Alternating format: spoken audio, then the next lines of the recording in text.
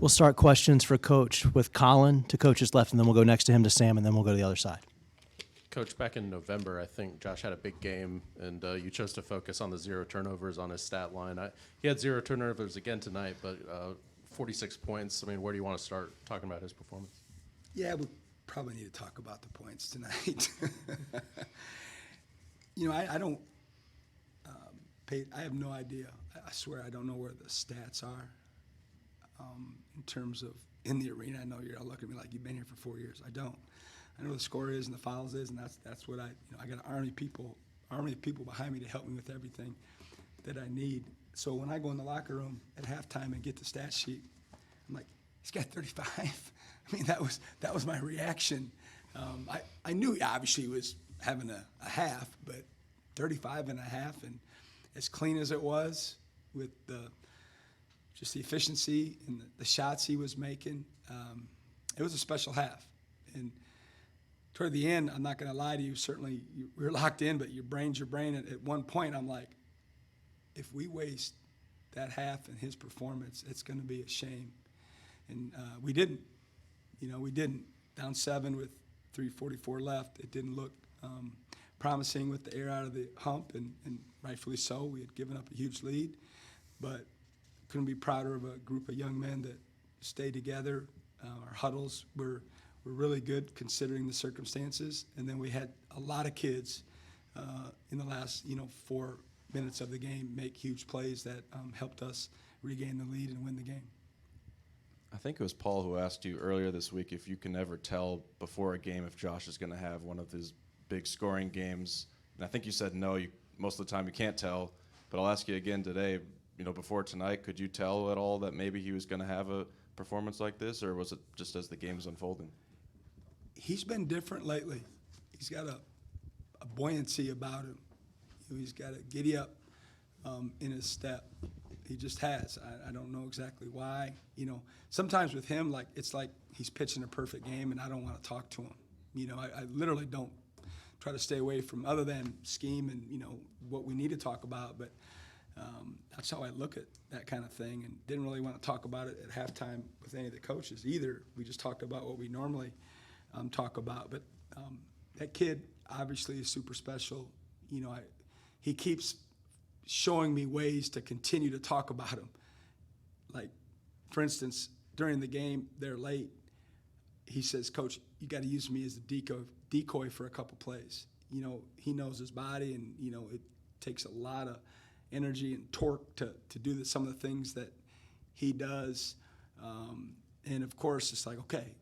And then in the last timeout, the 3:44 timeout, he was unbelievable. Certainly as a coach, you're trying to gain some momentum and get some energy and pump some life back into your players after they overtook the lead, and then all of a sudden it was 7, and it looked pretty dire there in that timeout. And the coach is going to try to get him back moving in the right direction, but he was doing the same thing, and I thought they were responsive to him.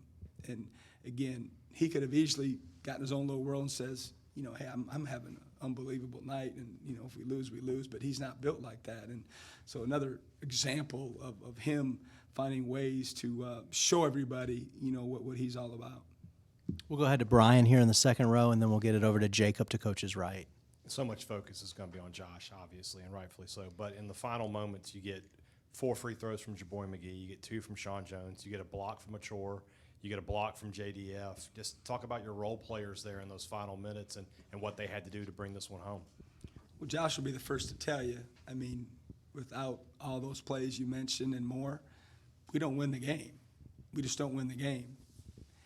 And we were in a foul situation. We had Jamar with 3 early in the second half, and Jabari got 3 and 4 fairly early in the second half. And King obviously didn't have a great run, just bad luck, bad timing. He got the 3 fouls in the first half, and he's still finding his way a little bit. And so, we're struggling on who we need to play, and we just kind of went with the guys that had been playing, and we're trying to figure out a way to just, get to a situation to play Jabari and play Jamar. And then unfortunately, Jamar got his 4th, pretty quickly. within a couple possessions of going back in the game, and it was part of the reason why they overtook us, in my opinion, and established a pretty good lead for what was left in the game. And I thought when we were able to sub Jabari back in that he had some pop, he had some energy about him for sitting for so long. That game was like a heavyweight deal. Like there was a lot out of each players, and neither team played a ton of guys, especially in the second half. And so there were some tired bodies out there. But I thought the fact that he came in and had that bounce, and then when we subbed Sean back in the game, he had some more pop, because he was chasing around Keyshawn Hall. And even though Keyshawn Hall had 29, he's obviously a heck of a player.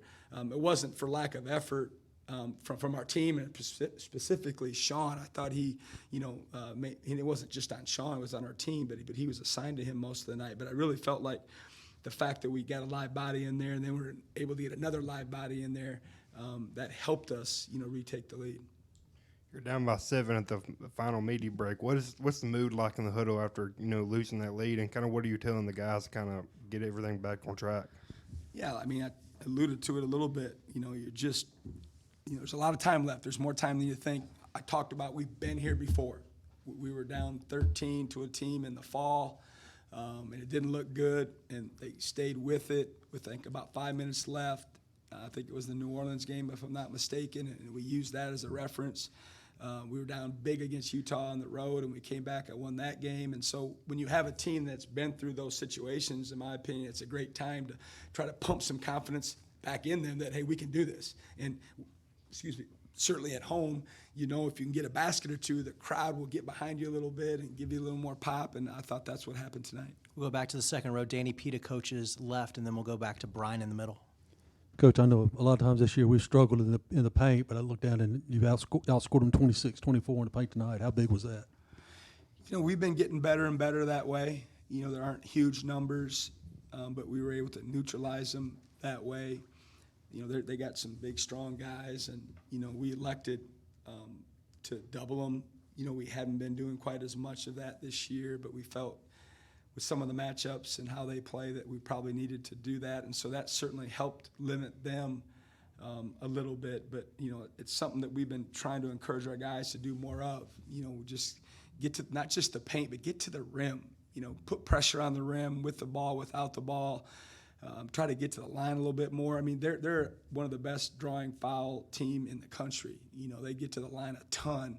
And so for them to do that 31-17, it's not startling to me. I would like to have us had, in the low 20s at the minimum, but we didn't quite get there. I know you say you're not a stat guy, but I'm just a little curious. Is this the most points for a player you've coached in a game? Yes, as a head coach. Thank you, Matt. Thank you, Matt. It's also in the game notes, like page 15 or something. Page 56, like he missed it. I know, exactly. Yeah, It's page okay. 56, yeah, Brian. You Yeah, missed Brian, it. be better. Right, exactly. We'll go back to Sam here in the front row middle. Obviously, this season maybe hasn't gone the way you guys expected or had hoped, at least for the last couple of months. But the team seems to have stayed kind of locked in these last few weeks. You now have, won 2 games in a row, and Josh is playing at a super high level. I guess what's been the key to staying together and keep fighting hard in these games? I mean, you guys have heard me talk about in here when the results prior to the last 2 games weren't what we wanted, that I felt like we were going to win every game when the ball is tipped. And I'm a pretty realistic guy, and I would probably never admit it, but I never felt like we weren't going to win.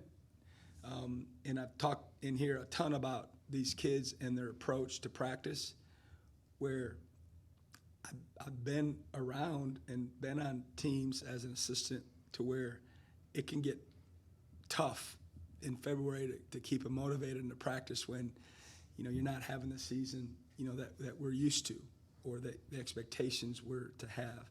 But I think it's a huge credit to the togetherness of this team. They truly like each other. And the guys that aren't playing very much, they've probably turned the tide for us more than anybody. Guys like Amir Ali and Delquan Warren and Brandon Walker, their energy in practice, their competitiveness in practice, their energy on the bench, has been terrific, and that's not easy to do. That's very difficult to do. They're not freshmen starting their journey. They've been doing this some more longer than others. But again, I think it's just a testament to the character of this particular team and certainly the kids that we have on it. Go ahead, Brian. Just ask if you felt like the presence of Keyshawn Murphy on the other sideline added to the emotion of this game and maybe even to the performance of Josh. I'm not going to speak for Josh. He'd have to answer that question. It had no effect on me in terms of preparation, other than, we knew his game really well. That was an advantage. We didn't have to watch a bunch of film. At least I didn't. I knew his game, and I did watch film. It's not if I didn't. Certainly, people change their game, add things, etc. But for me personally, it didn't have any effect on me. Anything else before we let him go? We good? Thank you. All right, thank you, guys. Yep.